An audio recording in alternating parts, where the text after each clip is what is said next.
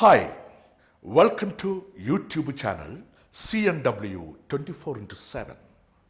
Wish you all the best moments of the day. I am your TG signing in. This slot mainly concentrates on the first unit title, The Flights of Freedom, prescribed for the 12th students of Kerala syllabus English. The title, the first unit, The Flights of Freedom, is mainly talking about emancipation or liberation and empower a particular section of a society. Now let us think about what is freedom. We all love freedom. We want to live in freedom. And let us see who are mainly enjoying the freedom. That's a very important thing. Now let us come back to our own families. Are our women very free? Just that of women enjoy. So women is not at all enjoying a freedom up to the extent of men. That is a very important thing. So that is why the first unit is mainly talking about the freedom and empowerment. The first unit begins with a collage. That is, there are 4 pictures given in the collage. Let us see. The first prominent personality, the women personality, is Smita Patil, the face of new Indian cinema. And the second one, or the second picture of the collage, is Helen Borden, the director, BBC News Group. And the third women personality appearing in the collage is Mary Kom. And the fourth personality is J.K. Rowling. Now let us see, these are the 4 women personalities presented in the collage at the beginning of the first segment of the unit, Flights of Freedom. Now let us see, women do not enjoy that much freedom as men enjoy in the society. Now we can understand, women are the part and parcel of the family. Women are the part and parcel of the society they live in. Women are the part and parcel of the nation they represent. And also women are the part and parcel of the world they belong to. There is another phrase I would like to say, that part and parcel is equal to warp and woof. So I say once again, women are the part and parcel or the warp and woof of the family. Women are the part and parcel or the warp and woof of the society they live in. And women are the warp and woof of the nation they represent. And finally, women are the warp and woof of the world they belong to. So in this context, we can understand that women do not represent or do not enjoy as much freedom as men enjoy. So in this context, Christine Lagarde is the managing director of International Monetary Fund. After 5 years of tenure, she stepped down to hold the presidential position of the European Central Bank. And also, she calls for opening the doors to women's learning, labor, and leadership in the economic field. Actually, this is the speech which was delivered at the National Democratic Institute Washington District of Columbia on 19th May 2014.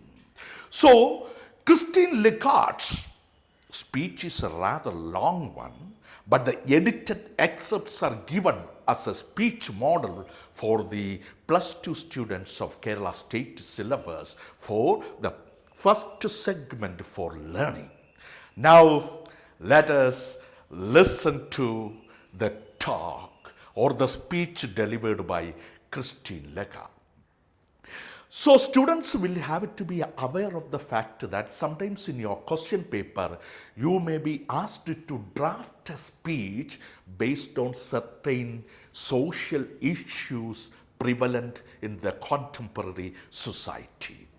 So when we start a speech, there should be salutation, addressing. Addressing means to which or whom the speaker is addressing to. No, I just go for reading the speech of Christine Lagarde.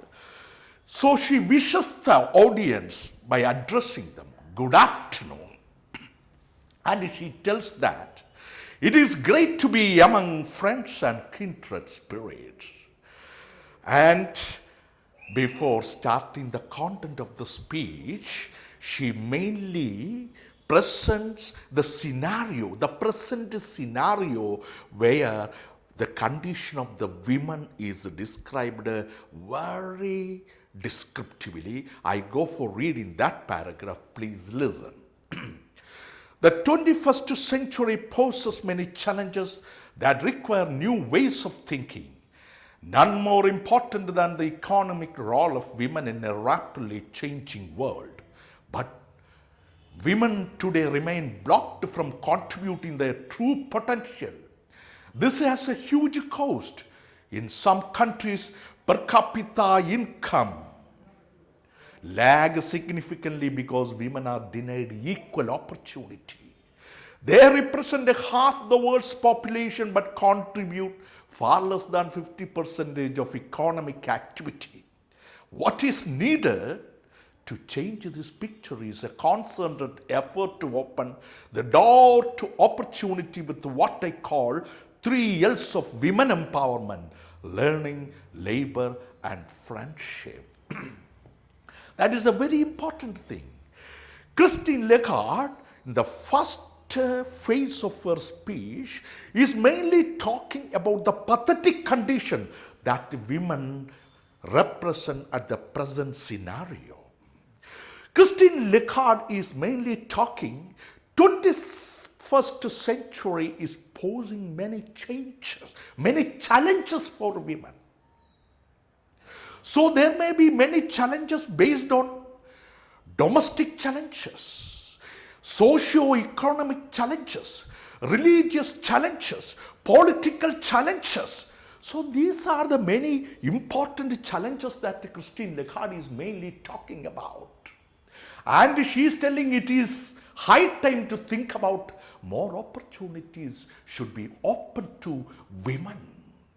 And also that she focuses even 50% of the world population is constituted by women, but the contribution to the economic activity is far, far less than their ratio of population. Now she is telling we must open up opportunities for women. So there shouldn't be any kind of gender discrimination. So gender equality should be maintained among women for their empowerment and emancipation. That is why she concentrates on 3 L's.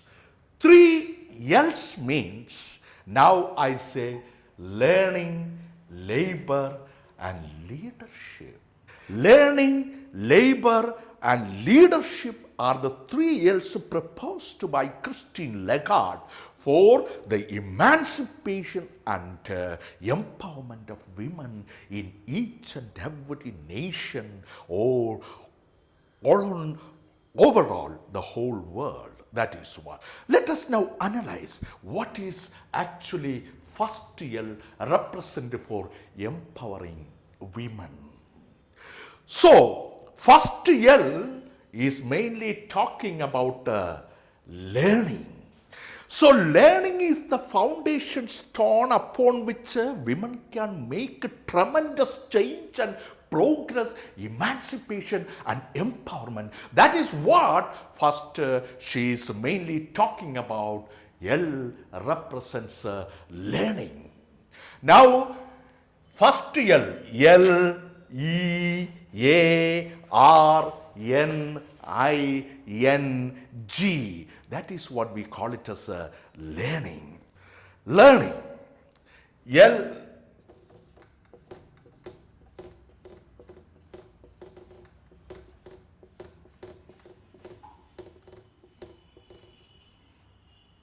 Learning. Now let us listen to what Christine Lagarde is mainly talking about learning. First, about learning. Education is the foundation upon which any change is built. Learning helps women to help themselves and break the shackles of exclusion. Nowhere is this more essential than in the developing world. There is an African adage that goes, if you educate a boy, you train a man. If you educate a girl, you train a village. That is a very important thing. So Christine Lagarde underlines the importance of learning upon which women can tremendously contribute. They can be very confident about themselves while they are educated. And there is an African adage, I will just say adage. Adage is actually a wise saying. Wise saying means that goes like this. If you educate a boy, you train a man. If you educate a girl, you train a society. So from this adage we can understand that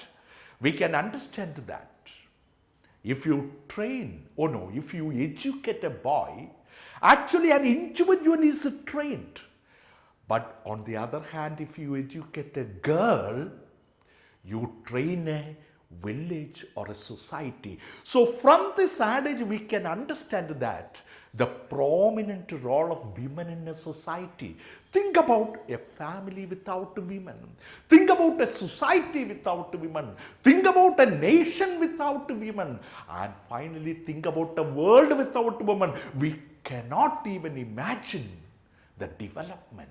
We cannot even imagine a live society, a live nation, a live world without the presence of women. So that is why Christine Lagarde mainly focuses upon, if you want to empower a woman or empower women community, first L represents learning. First L represents learning. Now, she is talking. If learning is the first step, then labor is the second step for empowering women. Labor.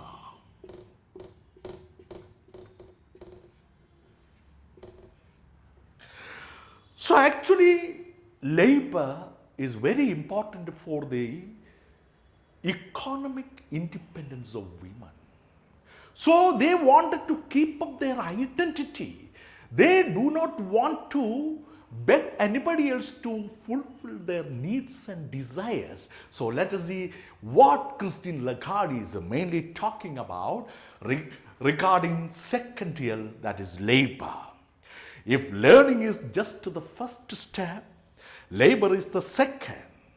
Labor facilitates women to flourish and achieve their true potential. But at present, when women participate in the workforce, they too often tend to get stuck in low-paying, low-status and low-security jobs. Globally, women earn only 3/4 as much as men, even with the same level of education and in the same occupation. Surely, one of the most basic norms should be equal pay for equal work. Recent researchers show that eliminating gender gaps in economic participation can bring an increase in per capita income. That is a very important thing. So if we provide opportunities open to women for labor, it will increase their true potentials. But unfortunately, what happens? Women are denied equal opportunity. Even if they are provided labor opportunities, they are not equally paid. Even with the same amount of work and the same amount of education as that of men, they are not equally paid. That is why equal pay for equal work, there is an underlining sentence. So women should be equally paid for the work they are doing as men do the same work. And even if women do the same amount of work with the same amount of education, they are not treated equally. So they are paid low, and they are given low status, and they are given low security. That is why finally Christine Lagarde is highlighting the idea that gender discrimination should be eliminated. So eliminating gender gaps in economic participation can bring an increase in per capita income. That is a very important thing. So we must also consider these value points for empowering women. And also she further extends her ideas. We can undoubtedly promote more opportunity for women in the workplace.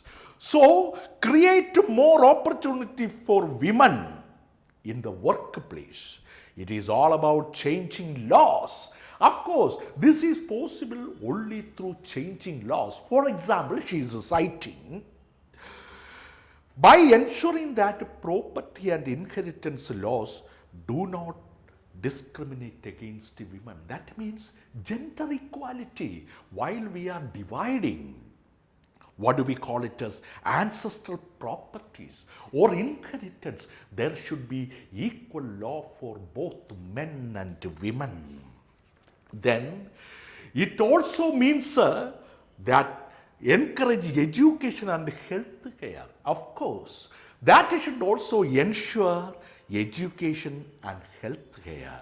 And moreover, we need to provide a greater access to credit so that women can achieve greater economic independence. So financial status should be equal in order to attain economic independence for women. So learning and labor are key factors that we are coming to know about from this one. And the final L, the third L, that is Christine Lagarde underlines is that leadership.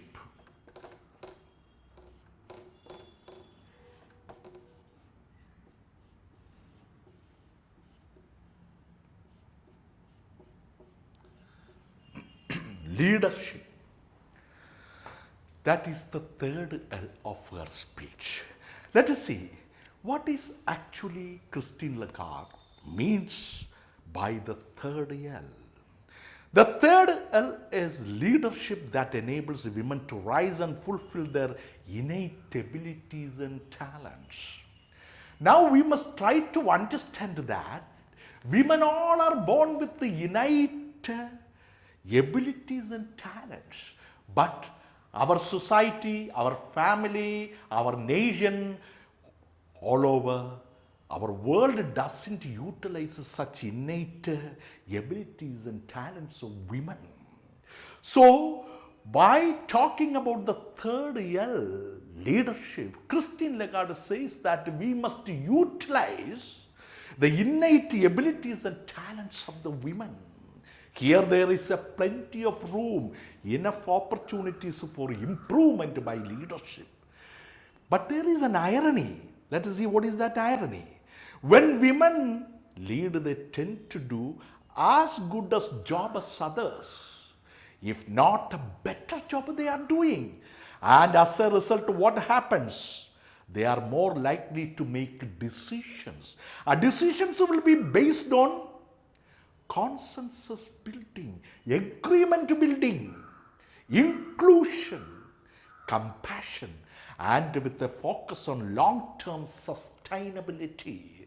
So, Christine Lagarde focuses the idea that if women are given opportunities for leadership, so they will be in a position to make decisions, and those decisions will be based on consensus building, and there will be inclusion of all strata of the society and compassion with, and as a result their decisions will be have a long-term sustainability. That is a very important thing.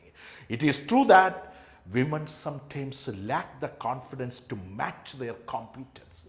That is very important. Christine Lagarde highlights the idea that most often women lack confidence to match their competence. So finally they need to change that mindset that they are inferior. That mindset of women should be changed and reset the narrative in their favor. Finally, they have to reset their present scenario for better future.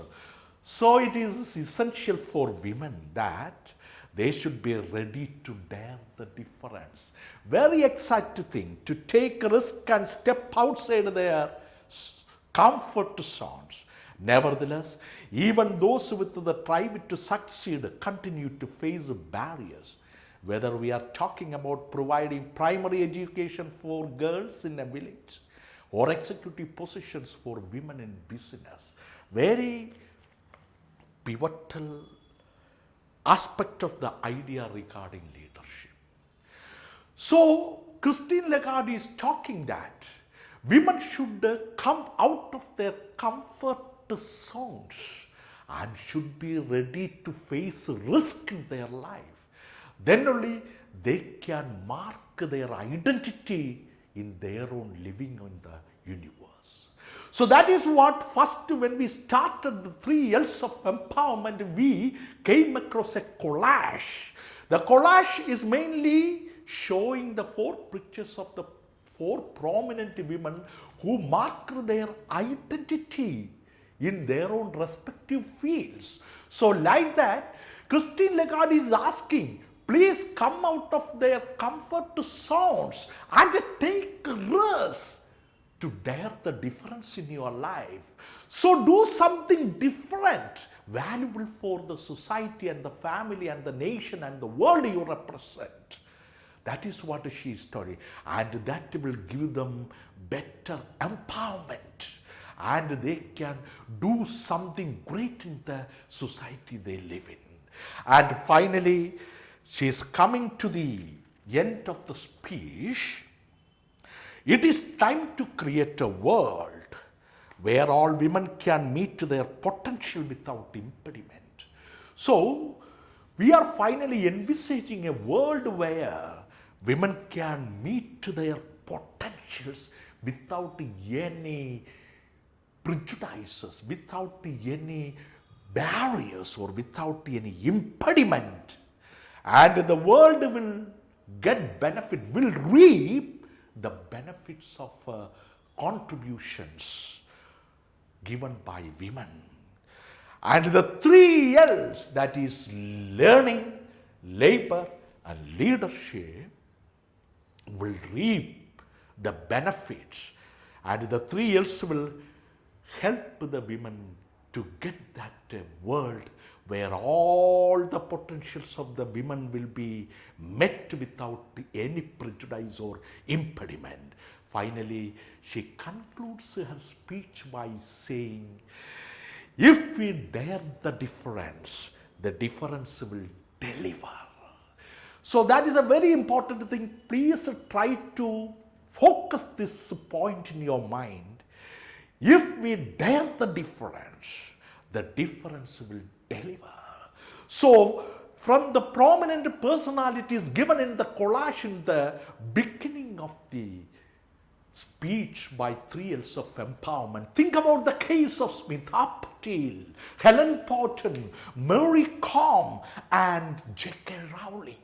They dared the difference in their living, and finally the difference delivered them, and they are world renowned personalities, especially women personalities. So with this, Christine Lagarde concludes her speech.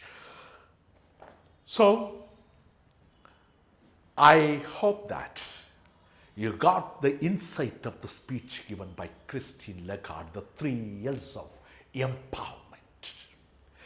So this is a speech I told you, salutation, addressing the audience the speaker speaking to, and the body of the speech, and last one is the conclusion with giving inspiring thoughts to the listeners.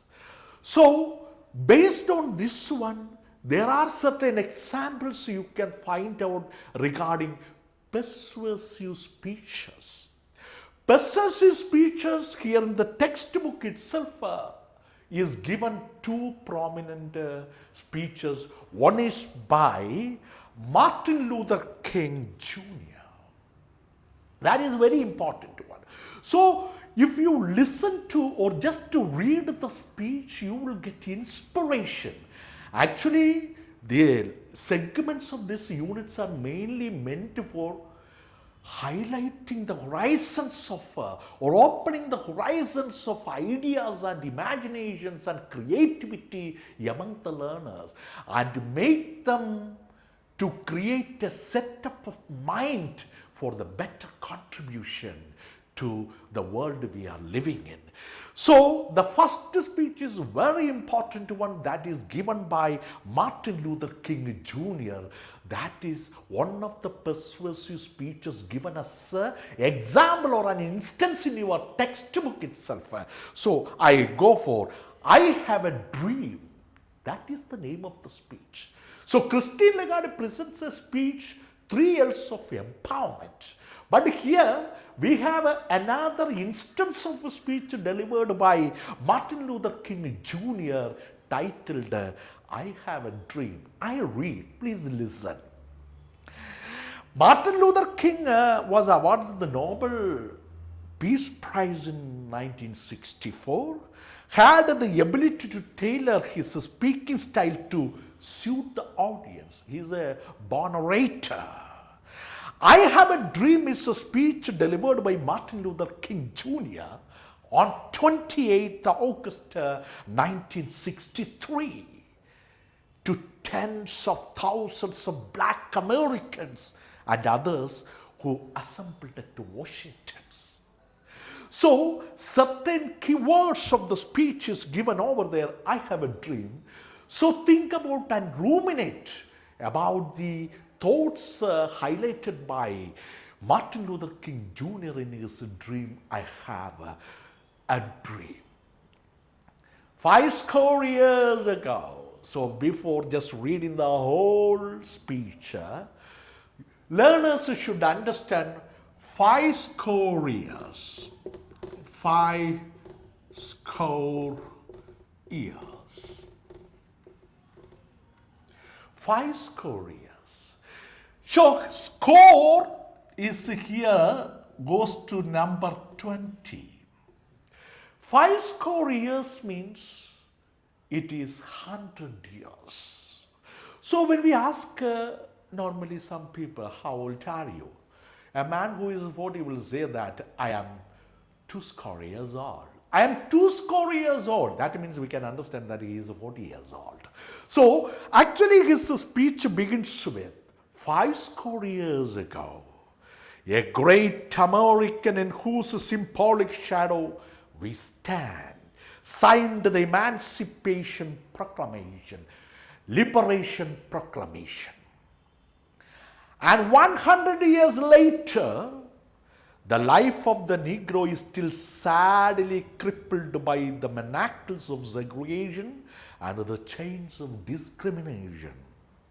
100 years later, the Negro lives on a lonely island of poverty in the midst of the vast ocean of material prosperity. We have come here today to dramatize an appalling condition.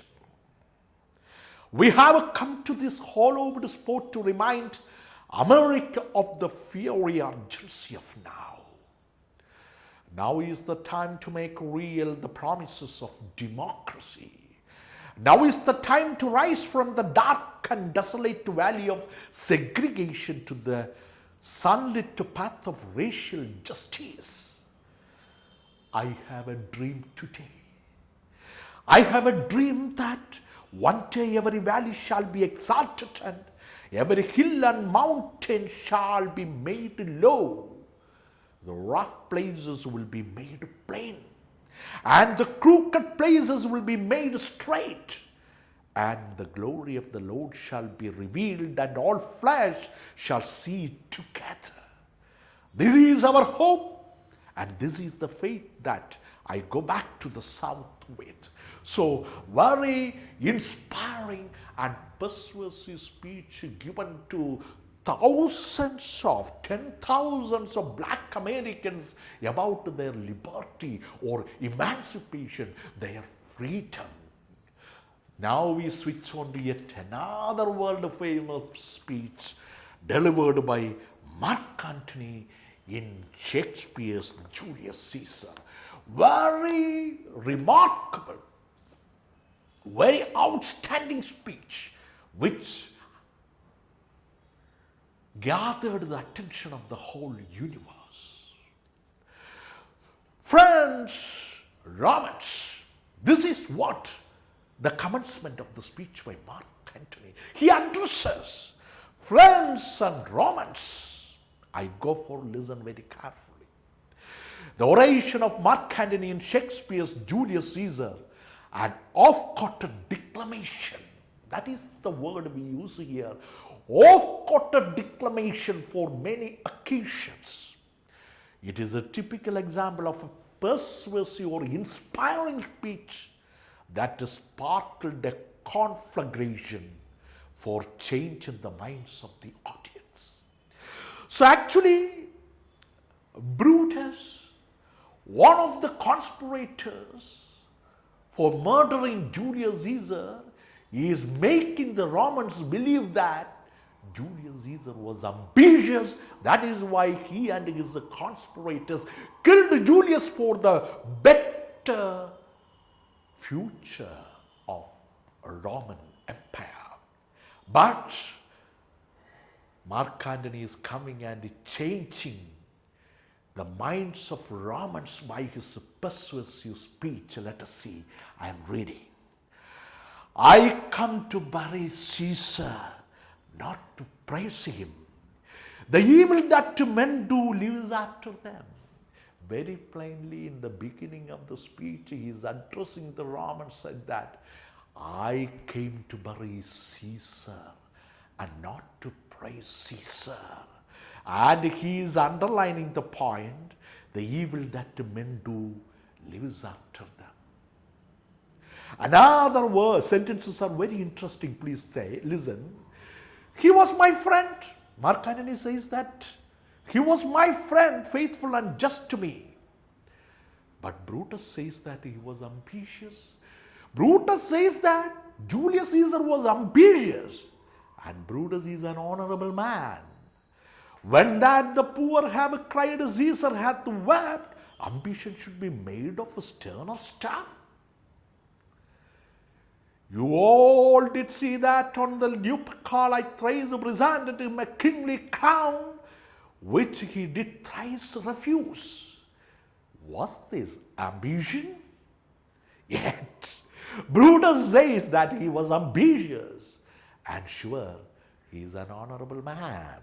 So, one instance Mark Antony shows that 3 times at Lupercal, Julius Caesar was presented a kingly crown. But 3 times, thrice he refused to accept the kingly crown. By citing this, he is telling, was this the ambition of Julius Caesar? And again mocking Brutus. Brutus says he was ambitious, and sure, he is an honorable man. So this is yet another instance of a persuasive speech delivered by Mark Antony in Shakespeare's Julius Caesar. And learners, what you have to do is, when you are asked to draft a speech based on a particular topic, especially in the examination paper or in the question paper, you must keep it in your mind who delivered the speech. What was the occasion the speech is to be delivered? And when was it to be delivered? And what was the purpose of delivering this speech? And who are the audience? To whom are you speaking to? And how the speech should be presented. So remember, finally or conclusively, the first segment, 3 L's of empowerment, is a literary chantre called A Speech Delivered by Christine Lagarde. And learners will be required to draft or prepare a speech based on a topic in the question paper. So, I think this is the time. I have to wind up the first segment. I hope that you are and your brain and mind are filled up with a lot of points regarding the first segment, the speech by Christine Lagarde.